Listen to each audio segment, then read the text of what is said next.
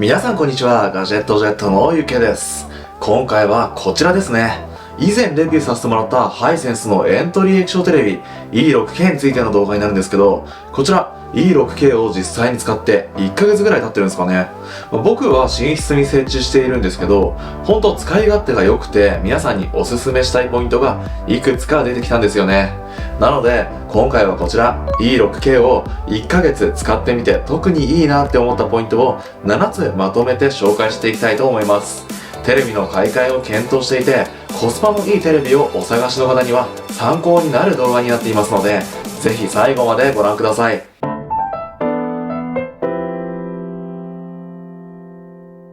こちらの E6K は11月に発売されたばかりのエントリーモデル帯の液晶テレビになっています。エントリーモデルとは言っても中身の性能は結構高くて、昨年のモデル A6H と比較するとこんなにも多くの部分が機能アップしてるんですよね。それでは実際に1ヶ月使ってみて良かったと思うポイントの1つ目から紹介していきましょう。使ってて良かったと思うポイントの1つ目は、この価格帯にしては画質がいい点です。こちら E6K には今年から新たに搭載されたハイビューエンジンライトという映像エンジンが搭載されているんですよね。ハイセンスの映像エンジンって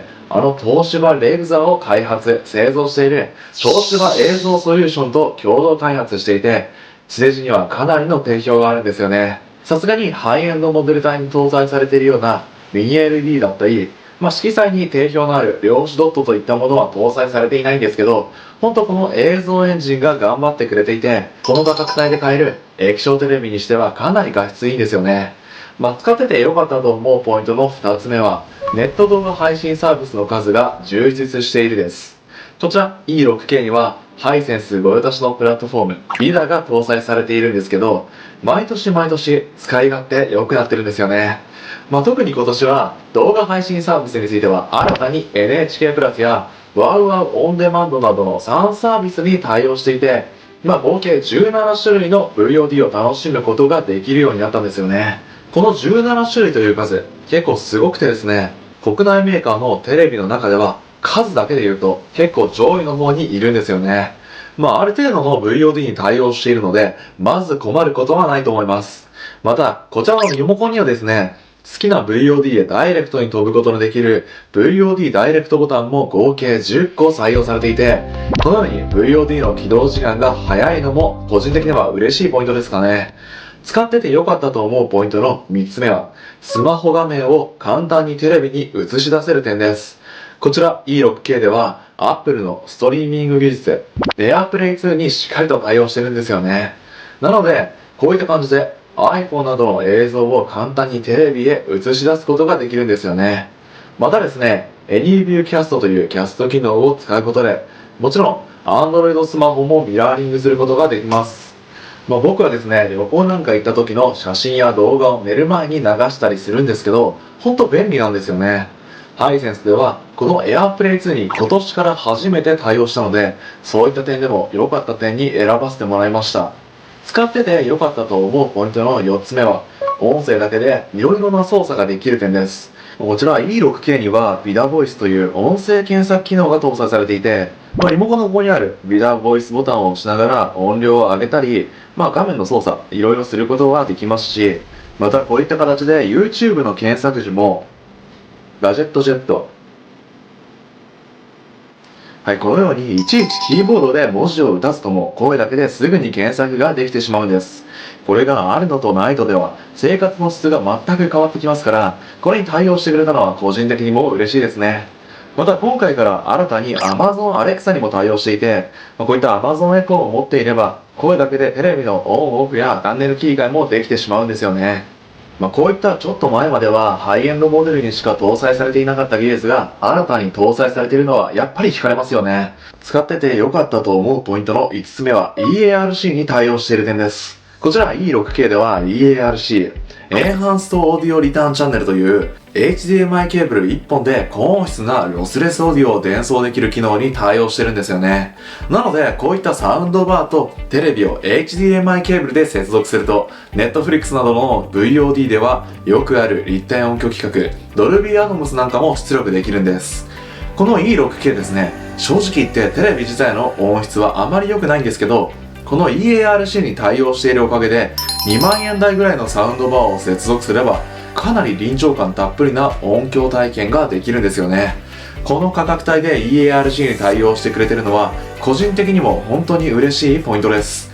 使ってて良かったと思うポイントの6つ目は AnyView ホームサーバー機能に対応している点です。こちら E6K では AnyView ホームサーバー機能というものに対応していまして、こちら E6K で録画した番組を別の部屋に設置している他のテレビでも視聴できちゃうんですよね。視聴先のテレビは2018年以降に発売されたハイセンスのテレビという条件はあるんですけど、同じホームネットワークに接続すれば至る所で録画番組が見れるので、これはほんと重宝しています。パナソニックのビエラにも同じような機能が搭載されていて評判かなりいいんですけど、家全体のテレビを同じメーカーに統一するのであればやはり安価のモデルの多いハイセンスの方が揃いやすいですよね。使ってて良かったと思うポイントの7つ目はリモコンがハイエンドモデル相当な点です。こちら E6K に付属されているリモコンなんですけど、ハイセンスのハイエンドモデル UX シリーズのリモコンと同じものになっていて、昨年のモデルの A6H のリモコンと比較するとめちゃくちゃ進化しているんですよね。昨年のモデルに付属されていたリモコンどこが違うかっていうと、まずボタン一つ一つが大きくなっていて、視認性が増していますよね。またネット動画配信サービスにワンタッチで飛んでくれるダイレクトボタンの数が圧倒的に違います。旧リモコンでは6個しかなかったんですけど、新リモコンでは10個に増えていて、ネット動画の利用率が急増している昨今では非常にありがたい進化ですね。また先ほども実践した音声検索操作機能ビダボイスボタンも新たに搭載されていますし、裏返すと旧リモコンにはないドットが散りばめられているんですよね。これグリップが効いて持ちやすいといったメリットの他に、リモコンの表面についた細菌の増殖割合を100分の1以下に抑える抗菌効果も付加されているみたいなんです。そしてこの新リモコン最大の進化というのが Bluetooth 接続に対応しているという部分なんです。赤外線リモコンだとテレビの前に障害物があったり、テレビから離れた位置から操作する場面でうまく表示が切り替わらないっていうことがありますけど、 Bluetooth リモコンだとそういった障害に悩まされることなくスムーズに操作できるので、日々のテレビ視聴にストレスがなくなりますよね。エントリーモデルにもかかわらずハイエンドモデル相当のリモコンを新採用したのは個人的にもかなり好感が持てるポイントです。さて今回はこちら E6K を1ヶ月間使用してみて特にいいなと感じたポイントを7つ一気に紹介していきました。いやほんとこの価格帯でこんなにメリットがあるのはすごいことだと思います。1ヶ月間使用してみて特に大きな不満点とかも見当たりませんでしたし、家族がよく集まるリビングなんかに設置していても問題なく使える超コスパ最強テレビなんじゃないかなって思いました。気になった方はですね、概要欄にリンクの方貼っておきますのでぜひそちらからチェックしてみてください。今後もこういったテレビなどの家電やガジェットの最新情報、レビュー動画なんかをじゃんじゃん上げていこうと思いますので、ぜ